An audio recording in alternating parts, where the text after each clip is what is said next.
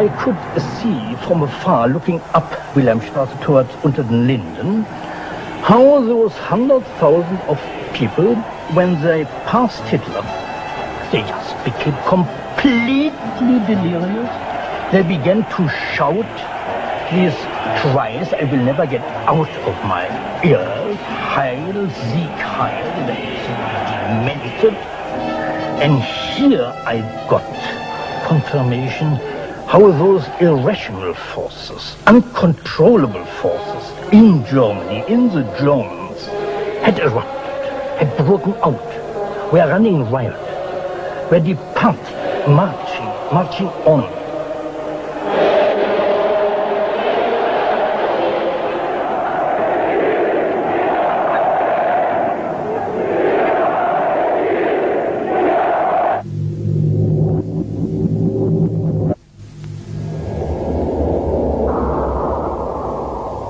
And in America too, democracy was under threat from the force of the angry mob. The effect of the stock market crash had been disastrous. There was growing violence as an angry population took out their frustration on the corporations who were seen to have caused this disaster. Then, in 1932, a new president was elected who was also going to use the power of the state to control the free market. But his aim was not to destroy democracy, but to strengthen it. And to do this, he was going to develop a new way of dealing with the masses. I am prepared, under my constitutional duty, to recommend the measures that a stricken nation in the midst of a stricken world may require. But in the event that the national emergency is still critical, I shall not evade the clear course of duty that will then confront me. I shall ask the Congress for the one remaining instrument to meet the crisis: broad executive power.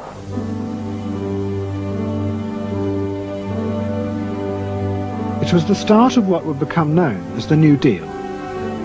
Roosevelt assembled a group of young technocrats and planners in Washington. He told them that their job was to plan and run giant new industrial projects for the good of the nation. Roosevelt was convinced that the stock market crash had shown that laissez-faire capitalism could no longer run modern industrial economies. It had become the job of government. Big business was horrified, but the New Deal attracted the admiration of the Nazis, especially Joseph Goebbels. Wir betrachten die wirtschaftliche Entwicklung in Amerika mit dem allergrößten positiven Interesse. Und wir sind dort der festen Überzeugung, dass Präsident Roosevelt und seine Berater auf dem richtigen Wege sind. Es handelt sich in der Tat um das größte wirtschaftliche und soziale Problem aller Zeiten.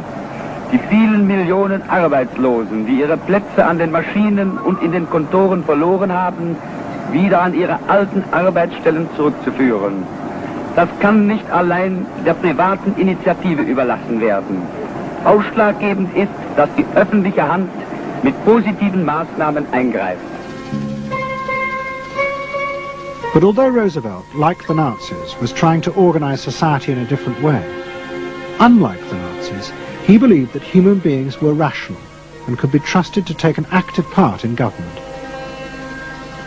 Roosevelt believed it was possible to explain his policies to ordinary Americans and take into account their opinions. To do this, he was helped by the new ideas of an American social scientist called George Gallup. Favorite reading of New Deal Washington, the survey of U.S. public opinion. From offices at Princeton, New Jersey, a famed statistician, Dr. George Gallup, tells Washington from week to week what the nation is thinking.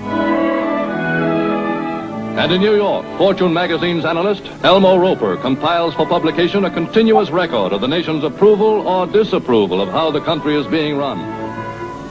Gallup and Roper rejected Bernays' view that human beings were at the mercy of unconscious forces and so needed to be controlled. Their system of opinion polling was based on the idea that people could be trusted to know what they wanted. They argued that one could measure and predict the opinions and behavior of the public if one asked strictly factual questions and avoided manipulating their emotions. Well, how about this one? Do you think Franklin D. Roosevelt's New Deal has been bad for the nation in general? No, that question's loaded. It automatically suggests an answer. Well, how about this? Is your present feeling toward President Roosevelt one of general approval or general disapproval? That's better. Prior to scientific polling, the view of many people was that you couldn't trust public opinion. It was irrational, that it was ill-informed, chaotic, unruly, and so forth. And so that opinion should be dismissed. But with scientific polling, I think it established very clearly that people are rational, that they do make good decisions, and this offers democracy a chance to be truly informed by the public, giving everybody a voice in the way the country is run.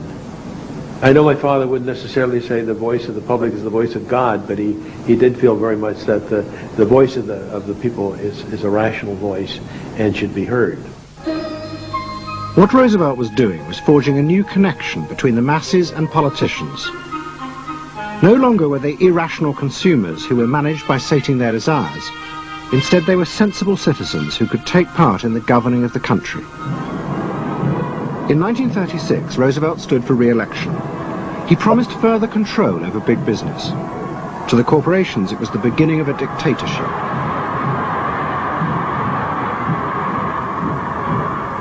Roosevelt interferes with private enterprise and is running the country into debt for generations to come. The way to get recovery is to let business alone. But Roosevelt was triumphantly re-elected.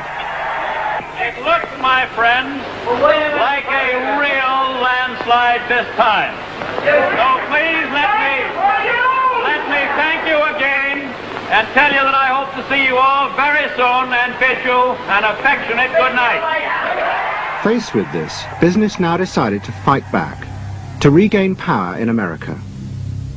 At the heart of the battle would be Edward Bernays and the profession he had invented, public relations. Following that election, business people start to get together and start to carry on discussions, primarily in private, and they start talking to each other about the need to sort of carry on ideological warfare against the New Deal and to sort of reassert the sort of connectedness between the idea of democracy on the one hand and the idea of privately owned business on the other. And so, under the umbrella of an organization which still exists, which is called the National Association of Manufacturers, and whose membership included all of the major corporations of the United States, a campaign is launched explicitly designed to create emotional attachments between the public and big business. It's Bernays' techniques being used on a grand scale. I mean, totally.